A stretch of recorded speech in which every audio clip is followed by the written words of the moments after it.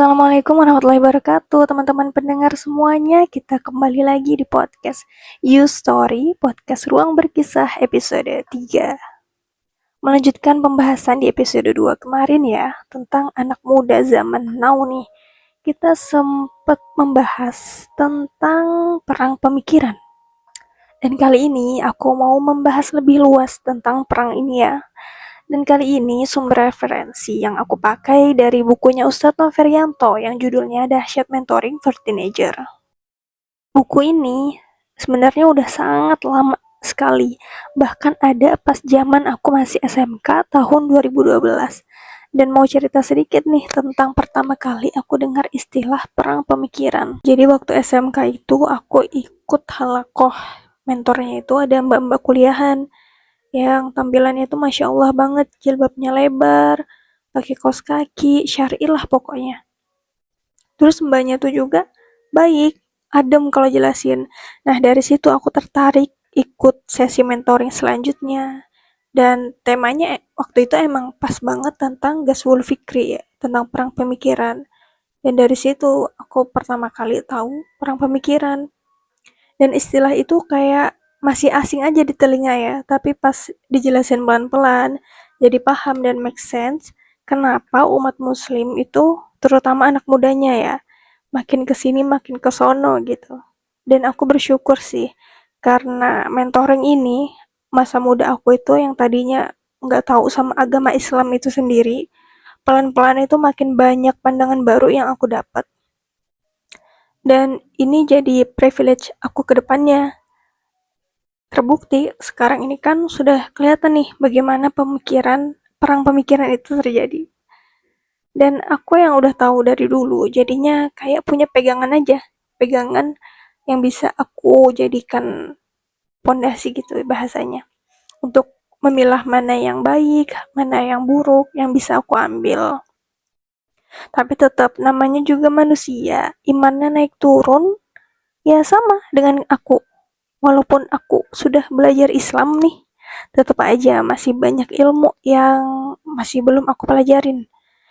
Ibaratnya tuh kayak aku baru makan satu butir nasi di tengah piring yang berisikan tumpukan nasi. Oke, lanjut ke topik kita ya, tentang perang pemikiran. Sebelum menjelaskan banyak hal nih tentang itu, mari kita simak kisah satu ini dulu.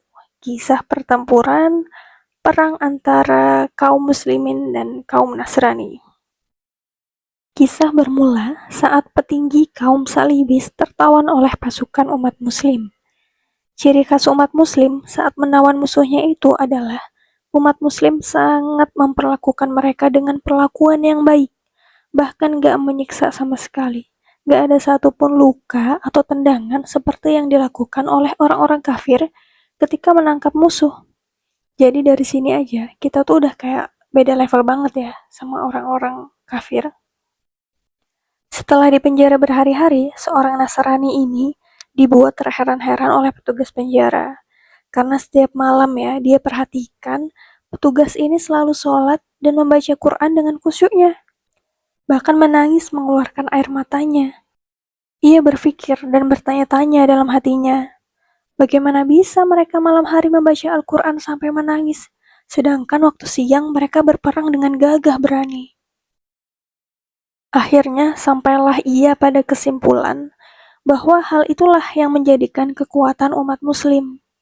Umat muslim memiliki sumber kekuatan yang sangat dahsyat, yaitu bermunajat kepada Allah dan Al-Quran. Dan terbukti, dengan kekuatan ini, sampai kapanpun tidak ada yang bisa mengalahkan umat muslim.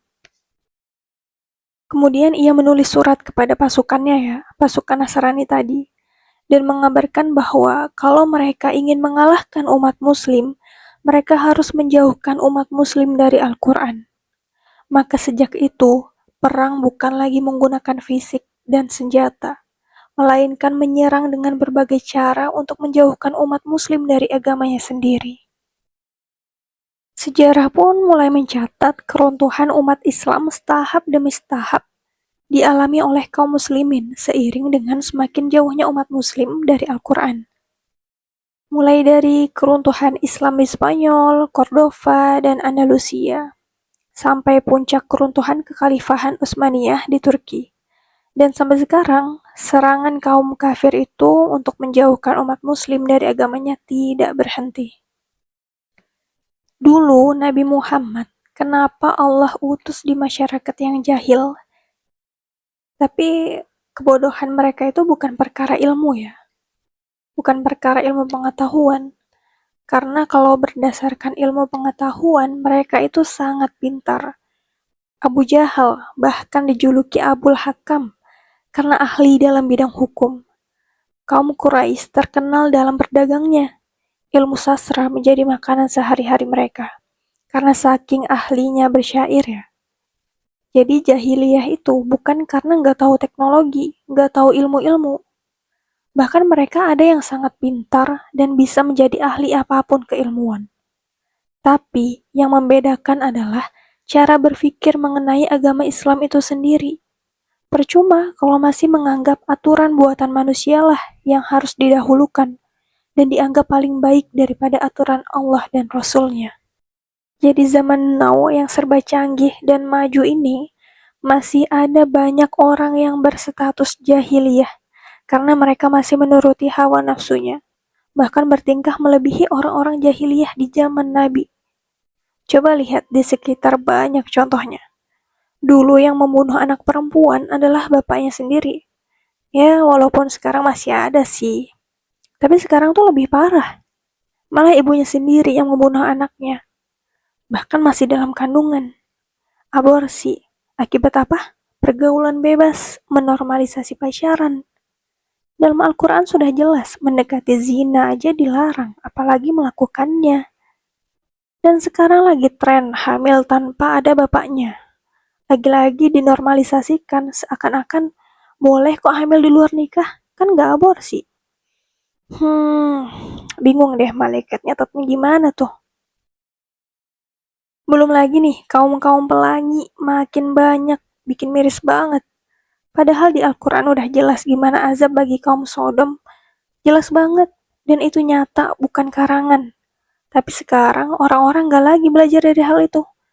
Kayak gak percaya. Gak hanya itu, pencuri sekarang bahkan berani mencuri miliaran uang seluruh rakyat dan negara. Membabat habis alam demi kepentingan pribadi, demi cuan. Pemimpin yang berlaku tidak adil. Dan masih banyak lagi kejahiliahan yang hampir tiap hari kita temukan yang bikin kita tuh ngucap istighfar gitu setiap hari. Ya di satu sisi bagus sih untuk kita untuk sering-sering istighfar. Tapi di lain sisi nih, semakin umat Islam dalam kejahiliahannya dan semakin terpuruk keadaannya, maka akan semakin mudah orang-orang yang gak suka sama Islam untuk menghancurkan umat Muslim dan agamanya. Ya gimana gak mudah, kan umat Muslim sendiri yang gak lagi peduli dengan keislamannya. Padahal sejarah sudah membuktikan, ya kalau umat Muslim itu kuat, akan mudah Islam itu kembali bangkit. Dan akan mudah umat Muslim terhindar dari kebodohan dan kerusakan. Penyebab kehancuran peradaban Islam yang berjaya berabad-abad tak lain tak bukan karena umat semakin jauh dari Al-Quran. Makanya sejak perang salib sampai sekarang nih, orang kafir lebih banyak memerangi kita itu pakai pikiran-pikiran. Pola pikir kita dibikin rusak. Ini namanya Ghazul Fikri. Mereka terus-terusan memberikan pemikiran-pemikiran jahiliyah yang teratur dan terencana dengan baik melalui berbagai media. Apalagi sekarang sudah zamannya digital. Ya akan lebih mudah lagi bagi mereka buat nyebarin pikiran-pikiran sesat itu. Targetnya sangat jelas sih. Kalau misal memang umat muslimnya nggak murtad, ya yang penting kepribadiannya nggak mencerminkan Islam dan nilai-nilainya lagi. Pernah dengar nggak kasus terorisme yang dibesar-besarkan Amerika? Selalu identik dengan Islam. Umat muslim awalnya nggak terima, tapi karena kasusnya tuh datang bertubi-tubi, apalagi pelakunya penampilannya Islami gitu ya. Tapi ini nggak tahu sih, termasuk skenario musuh Islam apa bukan. Akhirnya sekarang banyak orang Islam sendiri yang menganggap penampilan Islami dan ingin menegakkan syariat Islam dicap sebagai teroris. radikal, Islam fundamental, ya kan? Ini nih, pola-pola pemikiran yang kayak gini, yang dibuat untuk umat muslim jauh dari agamanya. Ada lagi pemikiran, mendingan gak usah berjilbab deh, daripada perilaku kita gak baik. Terus, kalau ada konten nih, tentang wanita berhijab, tapi perilakunya tuh masih ya belum mencerminkan Islam gitu ya. Yang dicap salah tuh apa? Ya jilbabnya. Pasti gitu. Padahal jilbab dan perilaku itu dua hal yang berbeda. Kalau dia berjilbab tapi belum benar, ya jangan salahkan jilbabnya, salahkan perilakunya. Gitu. Ada lagi nih, serangan yang paling luar biasa. Sasarannya anak muda, remaja muslim, yaitu melalui 4F1M. Food, Film, Fashion, Fun, and Music. Coba kita lihat sekarang ya. Berapa banyak anak muda yang suka hadir ke konser-konser musik. Cuma buat joget-joget hobah gitu. Belum lagi datang ke konser bareng pacarnya. Aduh, paket combo. Bukan berarti nggak boleh nih ya datang ke konser-konser musik gitu. Tapi kalau mudaratnya lebih banyak, mending hindarin aja deh. Masalah fashion, berapa banyak anak muda yang gayanya ya dari ujung kepala sampai kaki itu niruin gaya-gaya orang luar negeri, orang Korea dan lain-lain. Belum tabarujnya, make upnya. Apalagi sekarang konten-konten kecantikan nih mulai menguasai kaum remaja. Katanya ya nggak apa-apa dong, kan kita cari duitnya dari situ. Oke, nggak apa-apa. Kalau niatnya mengedukasi ya tentang bahan-bahan dari kosmetik itu. Tapi kalau meracuni untuk berdandan yang harusnya muslimah nggak lakuin, ya hati-hati aja. Tapi balik lagi sih, kembali ke niat kita buat konten itu buat apa. Kalau buat nge-influence dosa jariah, mending perbaiki lagi aja tuh. Buat lagi aja konten-konten yang lebih bermanfaat, yang bisa untuk kamu dapat amal jariahnya. Terus ada lagi film nih. Sadar kan, film-film sekarang udah banyak indikasi gaya hidup orang-orang barat. Mode free sex atau pergaulan bebas. Ini kalau kita nggak membentengi diri kita dengan fondasi yang kuat, ya kedepannya kita juga nggak akan tahu. Bisa jadi kita juga akan ke bawah arus. Seperti yang aku bilang di podcastku kemarin ya, realita anak muda sekarang lebih banyak hari-harinya diisi dengan kesenangan dunia, hura-hura, foya-foya, nongkrong gak jelas. Tentu aja ini boleh, tapi mau sampai kapan terus-terusan ngelakuin hal kayak gini?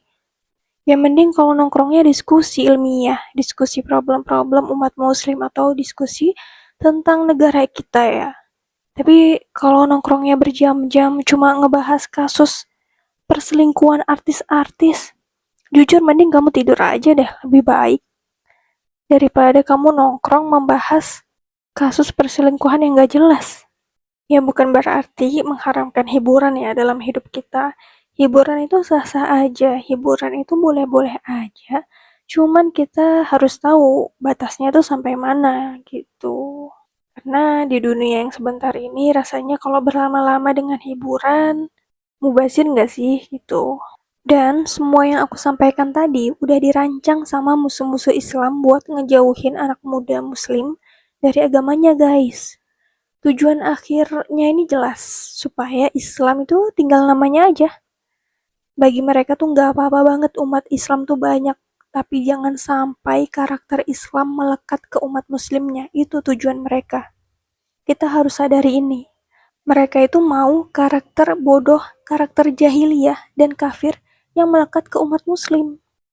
Di ayat Al-Baqarah 120, udah jelas ya, kalau nggak akan rela Yahudi dan Nasrani itu sampai umat Islam mengikuti ajaran, pemikiran, kebiasaan gaya hidup mereka. Dan Rasulullah juga udah bersabda nih, kalau di akhir zaman umat muslim itu kayak buih di lautan. Tahu buih kan? Jumlahnya banyak tapi kosong. Akhirnya sangat mudah terombang-ambing. Nah itu kondisi umat muslim saat ini. Jadi siapa yang menang dalam perang pemikiran hari ini? Aku nggak mau jawab kalian bisa nemuin jawabannya sendiri dengan melihat keadaan Islam dan umatnya sekarang seperti apa. Itulah jawabannya. Dan pembahasan orang pemikiran akan aku bahas di episode selanjutnya. Jadi semoga teman-teman tidak bosan mendengar pembahasan ini dan semoga episode kali ini dapat bermanfaat untuk semuanya, terutama untuk aku pribadi yang masih banyak futurnya, kesalahannya, naik turun imannya, dan lain-lain. Barakallahu fiik, jazakallah khairan, dan sampai jumpa pada episode berikutnya. Assalamualaikum warahmatullahi wabarakatuh.